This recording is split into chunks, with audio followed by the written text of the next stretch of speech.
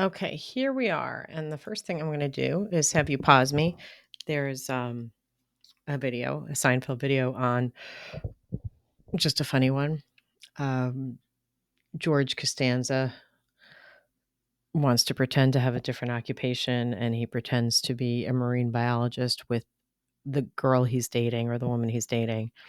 And he happens to be on the beach, and there's a beach whale. And somebody says, "Is anybody here a marine biologist?" And then to avoid getting caught in his lie, George has to step up and help the whale. So that's the backstory. I couldn't get the whole thing. And again, I can't narrate it over this. Otherwise, they'll block me on YouTube. So go ahead, pause me, look at the marine biologist, have a chuckle. So what we're going to talk about next is the Marine Mammal Protection Act of 1972. So this is, particular kind of an Endangered Species Act kind of thing, but particularly tailored to maintaining the marine ecosystem and keeping the habitat for marine mammals uh, stable and optimum. So the two departments that enforce the Marine Mammal Protection Act are the Departments of Commerce and the Department of the Interior. Um, so what the MMPA does is it establishes a moratorium on the taking and importing of marine mammals and their byproducts. So think of like whale oil, right? We can't import whale oil anymore. Um, there are procedures for obtaining a waiver of this moratorium, um, and the responsibility of that actually goes through the individual states. There's been some permutations and different amendments to this act over the years 1990, 76, 78, 81, 84, 86, 88, 1992, 94, 97, and probably some newer ones since then. So, a marine mammal is a mammal that is adapted to the marine environment and primarily lives in the sea, the water, things like polar bear is a marine mammal, a manatee, which I guess it wouldn't be under the Endangered Species Act because it's part of a marine mammal as I look at this now. Otters, which are so much fun to look at. Pinnipeds, that's fun to say, things like walruses, seals, sea lions. And then your cetaceans, your whales, dolphins, porpoises. Okay, so just similar to the ESA, a taking means hunt, capture, kill, or harass, or somehow attempt to do some. So the byproducts of marine mammals would be, like the whale oil, fur, skin, any organs, walrus tusks, anything that you would harvest from a deceased marine mammal. Um, so one of the more recent amendments is the International Dolphin Conservation Act. So that was intended to eliminate marine mammal mortality resulting from the intentional circling of dolphins in tuna habitats. So boats would circle the dolphins because I guess the dolphins somehow interfered in tuna fishing. So that's where we get this dolphin safe tuna, which if you look at your can of tuna, you want to buy dolphin safe tuna. So there's little labels that you're going to have on your tuna. And these days now you can't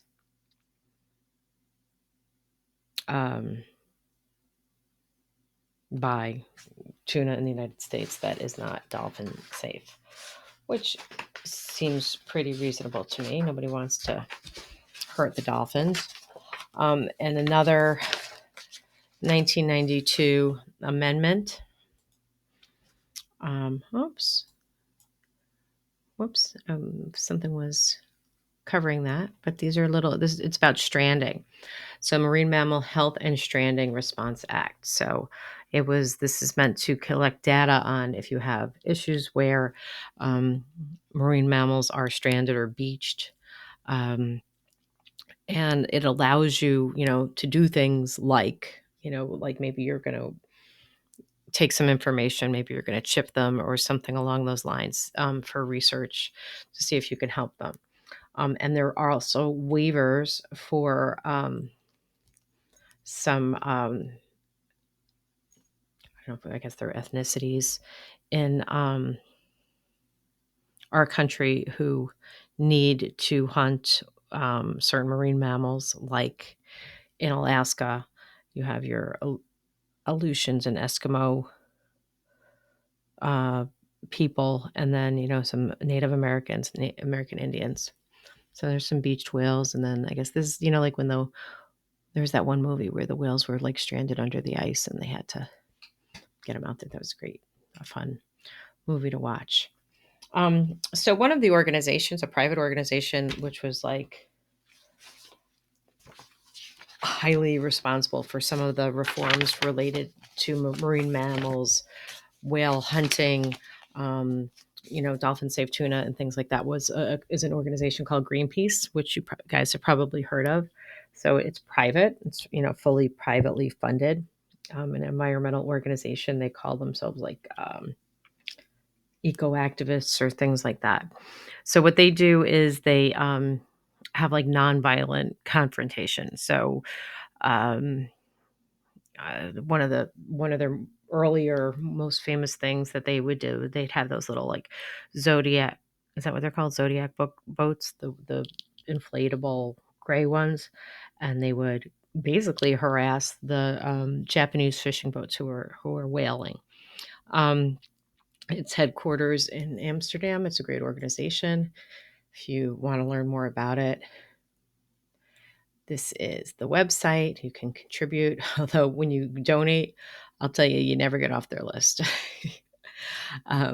So just like basically anything else, right? You're constantly, and once you donate, once you get mailings for the rest of your life on things like that.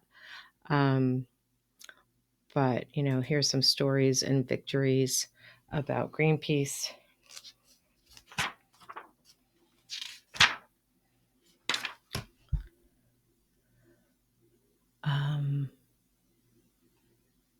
Let's go to the oldest. Oh, that was when they were trying to stop nuclear testing, and that was like their first thing in like some island near France. So, or it was in the ocean, I guess.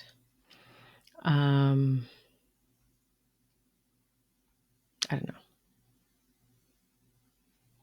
All good stuff. So that is Greenpeace, and that's our marine mammal protection. Next thing we're going to talk about, which we'll talk about more next week, but remember next week you have your presentation, so we don't have like a full lecture. But we're going to talk about renewable energy sources, which will then parlay into our climate change discussion next week. So, the way we've all grown up is that most of our energy has come from fossil fuels. So this is like 2021. The percentage of our fossil fuel energy, or energy that comes from fossil fuels, is 60.8, nuclear 70. Basically, nuclear is basically 19% or 20%. So it's kind of like 80% is non-renewable energy. Joe Biden, our president, has a goal of some carbon pollution-free power grid by 2035. So what we might maybe call clean energy. So just to see how things have changed in the past few years, some of them I don't have data from 2019 on, but renewable energy sources. So in the past 2 years, have gone up 3.1%. It's kind of a slow growth. So wind Power has gone from 7 point, up 2%. Solar, up 1%. Hydropower has actually gone down. Biomass has gone down. And geothermal, I didn't have an earlier data on that. And then some other like sources of renewable energy: solid waste use, batteries, hydrogen, steam, sulfur, burning tires, tire-derived fuel, and other miscellaneous sources. Okay, so first one we want to talk about is wind energy. If you've ever like driven through Indiana or Southern Illinois, you will see these wind turbines, right? These giant windmills. So the power companies lease land, in cornfields or other kinds of farming fields to harness the energy of the wind. So it's money to install and maintain them, but it is like relatively economical and space that isn't being used doing something else. Um, some people claim that it kills a lot of birds. I don't know the data on that, but that is an issue, I guess. A big news, one of my husband's coworkers used to be the president of the New Jersey Senate, and he was talking at a meeting that we were at about what's going on in New Jersey. So New Jersey in 2021 broke ground on this like ginormous wind port. So offshore wind energy. Do I have it here? Is this it?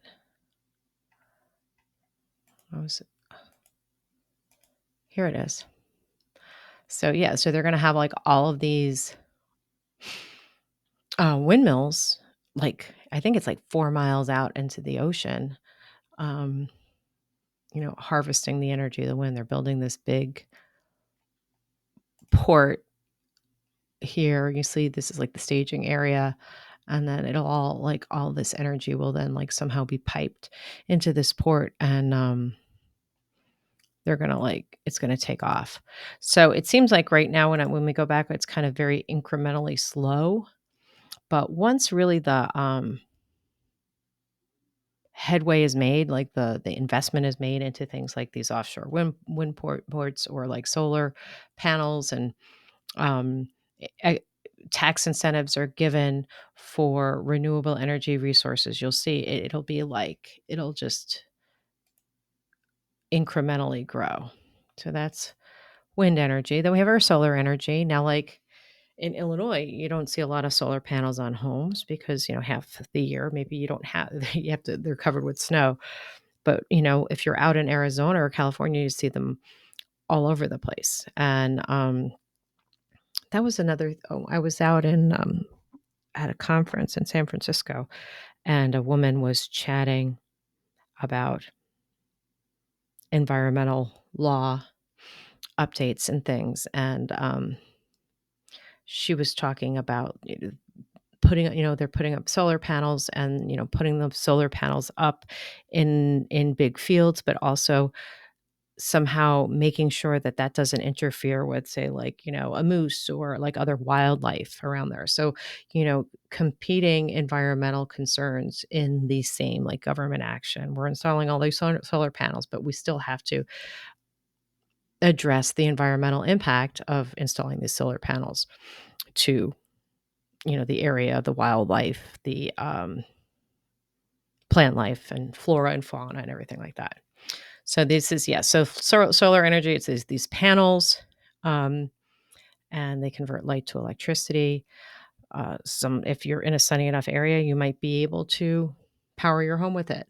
But usually what happens, my son looked into like being a solar panel salesperson a few years back, but it's like, so you get these panels installed, but you don't like directly fuel your house. You just like sell your energy back to the power company, and then the power company gives you like a credit on your